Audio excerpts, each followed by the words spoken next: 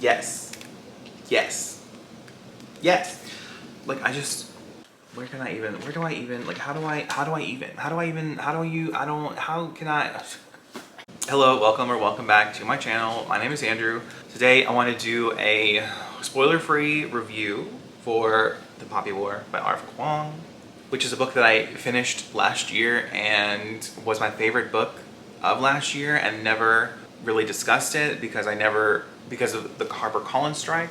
So also, like, just first of all, the flop on this one is I love this book. I give this book 5 stars. This is going to be a glowing, gushing review. I have no criticisms. I have 0 criticisms for this book.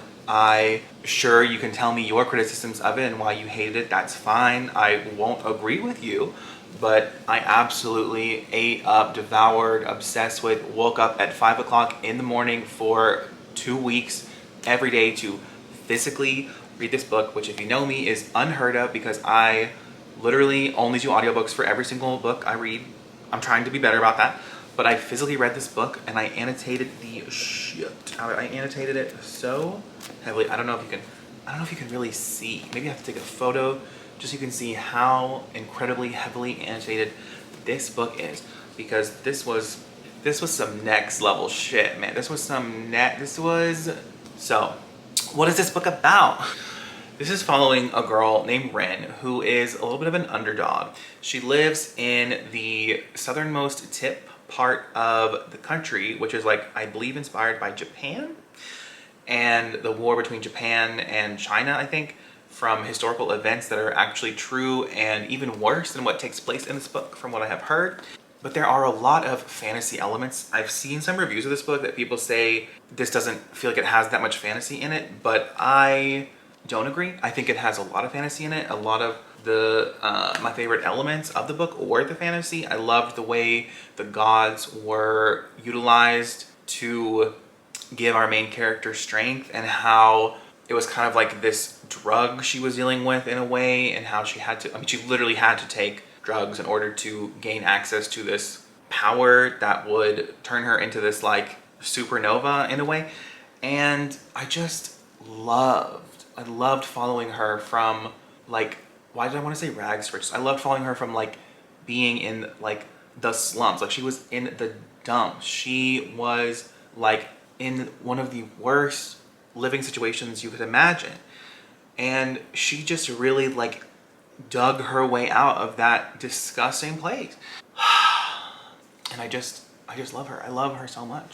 And she's a bit of a, I don't know, I've seen so many people, like, dislike her, and I know she does a lot of rash, like, impulsive things, and she doesn't always think before she acts, maybe. But there's other characters in here that kind of call her out on it, and I just love that. I just love the dynamics between her and the psych.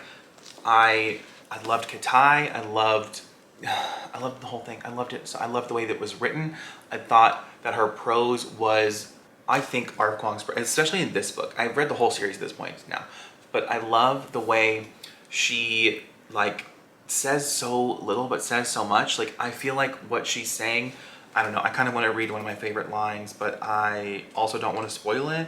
Also, there's characters in here, like, you're starting off the book following Ren going to this magic school. It's more like a military school, but there are people at the school who can also do magic via the gods. And part 1 of the book is really focused on that, and then the story just takes a complete 180 eventually. I won't say when exactly, but she's at a military school, so, and it's called the Poppy War.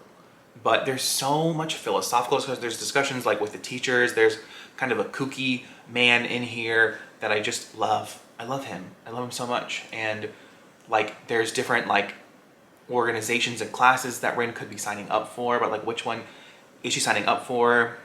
Like, people are questioning all of her decisions so much, but it's like, how can I,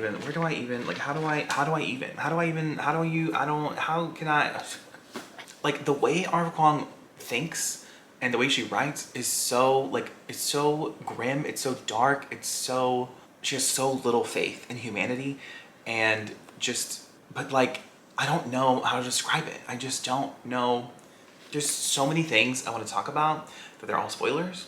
And just the dynamics of her main character and her cohort of people that she's following. I guess this is kind of a found family trope-ish in a way that I love. And like the god is kind of more of like the god that I don't want to spoil it. I don't want to spoil it. I just feel like the god that Rin connects to is a very good metaphor, I guess, for her character and the way her character develops over the course of these 3 books. But just in this first book, like there was, every single page of this book had me so intrigued to keep reading. I wanted to keep reading the whole time, and I was unfamiliar with a lot of the history of these events, so I feel like that makes it more enjoyable. Enjoyable is such the wrong word. This was not an enjoyable book. This was a very dark book, but it just makes you feel and think so much in a way that obviously resonated with me. The way that Ren, there's a specific scene with a certain character, which over the course of the trilogy is just, their dynamic is incredible. But like the first interactions that she has with this man and how he's so high up on his pedestal and how he just thinks he's the best thing ever. And like characters that you meet in here that are just, I'm trying so hard not to spoil things. I feel like I'm being so incoherent. Nothing is making any sense, but I just was obsessed with this. And I think, like I said, I feel like people, okay, I have to compare her to somebody.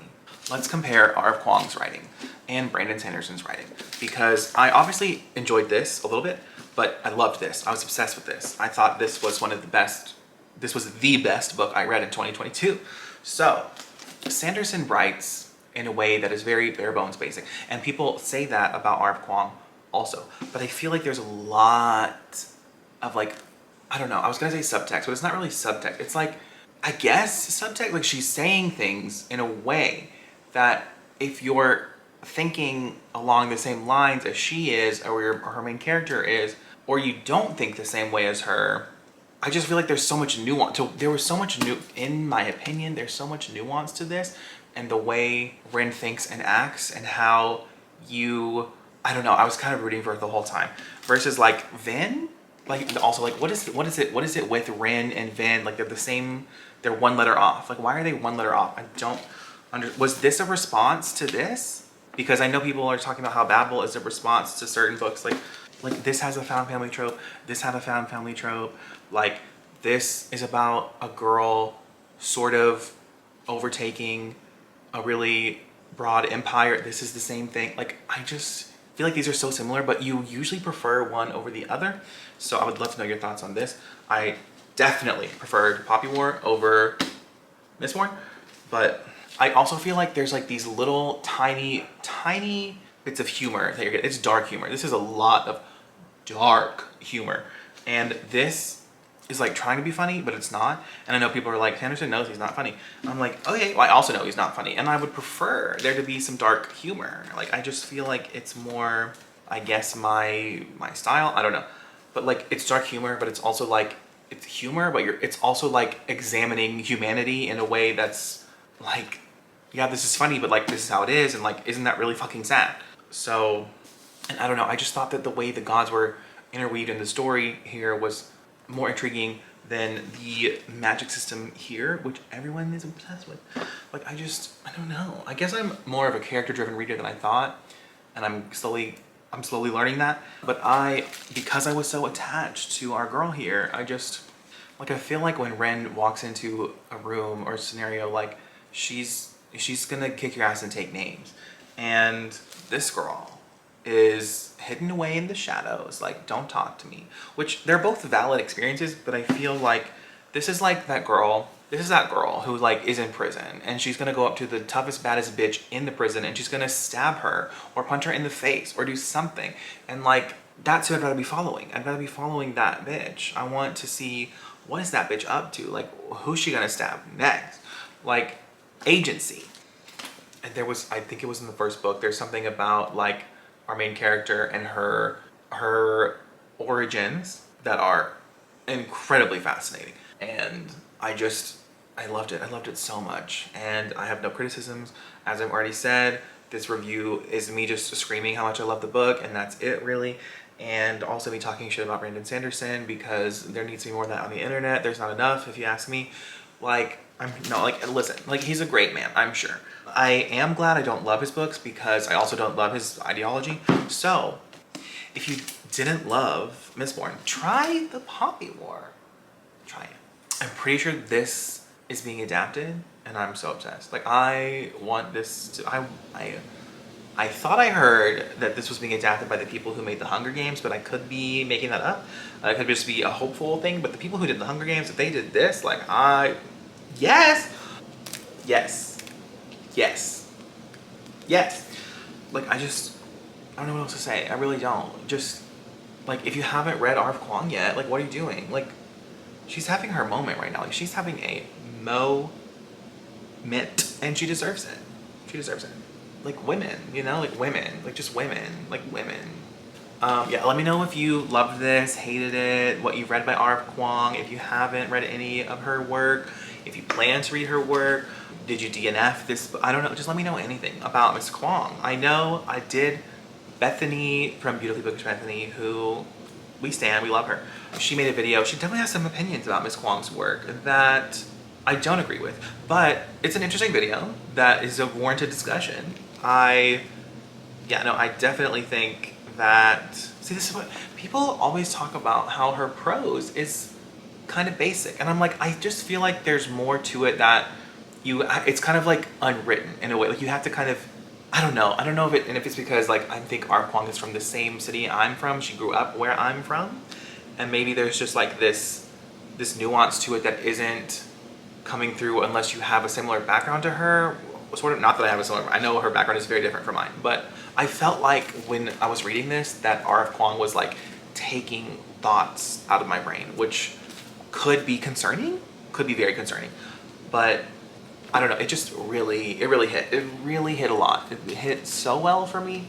Yeah, I have to stop. I have to end the video. I just have to stop. Please let me know your thoughts. And then if you, go watch Bethany's video and come back. Let me know what you think, if you agree, if you disagree, but perfection.